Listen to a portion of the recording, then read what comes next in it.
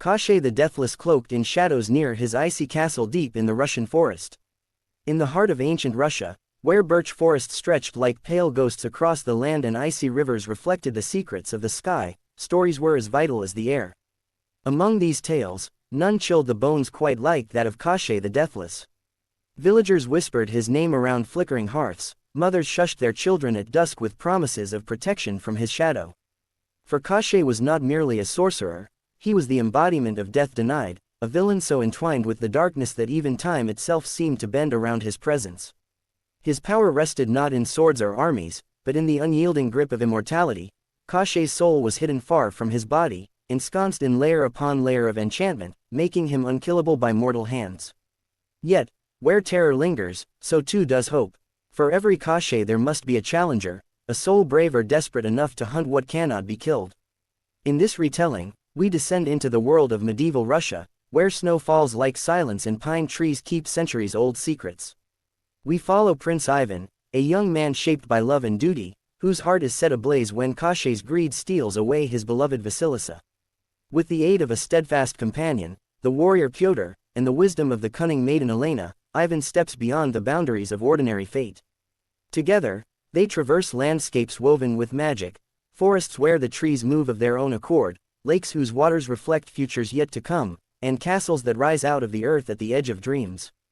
Their quest is both a journey through the wilds of Russia and a descent into the labyrinth of the human spirit, where courage must face the unthinkable, and hope stands as the only weapon against despair.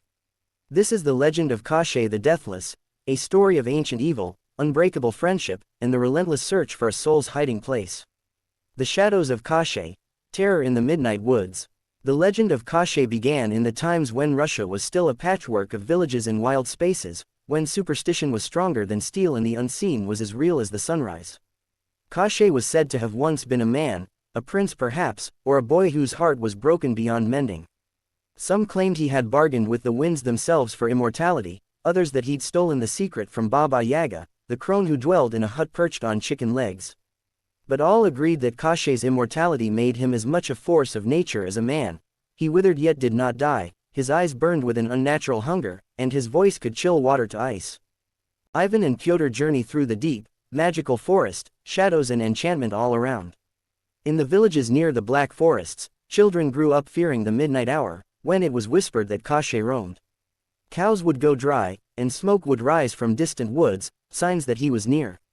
He wore his immortality like a curse, unable to die, unable to forget, and over centuries his heart hardened into something monstrous. He took what he pleased: golden apples from royal gardens, treasures from monasteries, daughters from humble homes and princesses from distant lands. All were spirited away to his fortress of ice and shadow. But the true terror of Koschei was his soul. It was said that he could not be killed by sword or fire or poison, for his soul was hidden far from his body. The tale varied. Sometimes it was an egg, inside a duck, inside a hare, locked in an iron chest buried under a green oak on the island of Bayan. Other times, the sequence of protections grew even more fantastical, each layer designed to frustrate hope. And so, for generations, his legend grew, and the woods grew darker with every child that disappeared. Yet legends also breed heroes. In a small, snow-bound village, Prince Ivan came of age. Unlike the heroes of grand courts, Ivan had learned courage not from tournaments but from surviving the long winters, chopping wood, and watching his father ride out to defend the village from wolves. His mother, a healer, taught him the names of herbs and the power of old words. When Ivan met Vasilisa, her laughter thawed the coldest day. Their love was the sort that makes promises even when the world is full of danger. On the night of their betrothal, as stars shimmered and laughter filled the hall, a chill swept through the village. A shadow fell across the threshold. Koschei, drawn by tales of Vasilisa's beauty, had come. He snatched Vasilisa in a swirl of unnatural wind, vanishing before the men could even grasp their weapons. Grief-stricken but unyielding, Ivan swore to bring her back or never return. He set out with only his father's sword, a winter cloak, and a small pouch of his mother's herbs. In the hush of dawn, as the snow creaked beneath his boots, he was joined by Pyotr, a warrior with a past as mysterious as his scars. Pyotr had fought in distant wars and carried a sadness that made him silent but fiercely loyal. Their first night in the woods was restless. Every sound seemed to echo with Koschei's laughter, and shadows danced like mocking ghosts. Yet Ivan pressed on, guided by hope and love stronger than fear. At the edge of the forest, the road forked. One path led toward the old mill, another wound deeper into the wild, where even hunters rarely ventured. Ivan chose the darker path. The trees grew so thick that sunlight barely touched the snow, and the air was heavy with enchantment. Strange lights flickered among the branches, and once they stumbled across a clearing where the snow formed the shape of a sleeping dragon. Pyotr murmured old prayers, and Ivan gripped his sword tighter. In this world, every step was a test, of bravery, of wit, and of heart. The three trials. Baba Yaga and the witch's bargain. On the third day of their quest, Ivan and Pyotr stumbled into a clearing unlike any they had seen. The air smelled of strange herbs, and in its center stood a hut perched atop chicken legs, turning slowly to face them. Baba Yaga, ancient and ageless, awaited within, her eyes glittering with secrets. She was feared by all, but Ivan knew that to face Koschei, he would need wisdom only she possessed. The mystical hut of Baba Yaga towers on chicken legs as Ivan and Pyotr seek her wisdom at night. Baba Yaga's voice creaked like old wood as she demanded why they sought her out. Ivan, speaking with respectful boldness, told of Vasilis's capture and his quest to find Koschei's soul. The witch cackled and warned that even she feared Koschei's cunning. But after much pleading and an offer of his mother's rarest healing herbs, she agreed to help, if Ivan could complete 3 impossible tasks by dawn. The first task was to fetch water from the well of drowned hopes, guarded by restless spirits. Ivan, with Pyotr's help, braved the icy mists. Ghostly hands tried to drag them under, but Ivan chanted his mother's words of protection, and Pyotr fended off the spirits with his sword. The water, cold as loss itself, filled their flask. The second task was to capture the firebird, whose feathers could light the night sky. The bird's song was both beautiful and sorrowful, and it flitted just beyond reach. With cleverness, Ivan scattered breadcrumbs soaked in honey, and Pyotr formed a net from his own hair, offering up his pride for the sake of their quest. The firebird, dazzled by the sweetness, allowed Ivan to take a single golden feather. The third task seemed the cruelest. They must bring Baba Yaga a tear from a star. How does one weep the sky? The answer came to Ivan as he gazed upward in exhaustion. He remembered an old tale his mother told him, the stars are the souls of heroes past.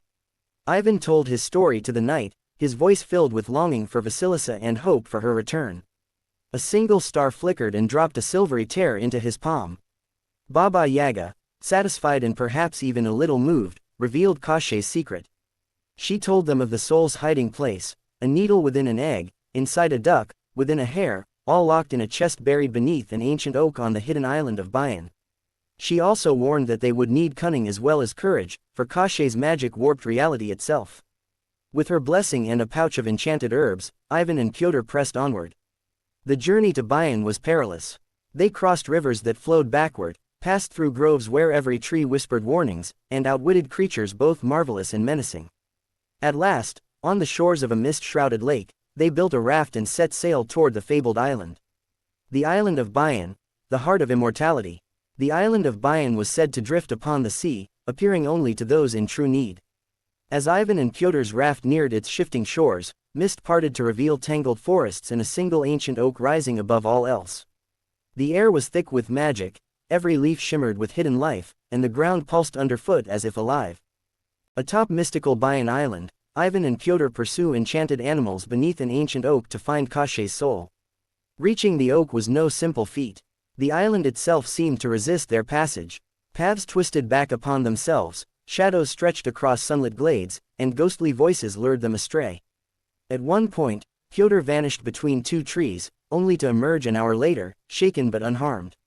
Ivan remembered Baba Yaga's herbs and scattered them in the air, their scent cut through the enchantment, anchoring reality around them. At last, they reached the oak.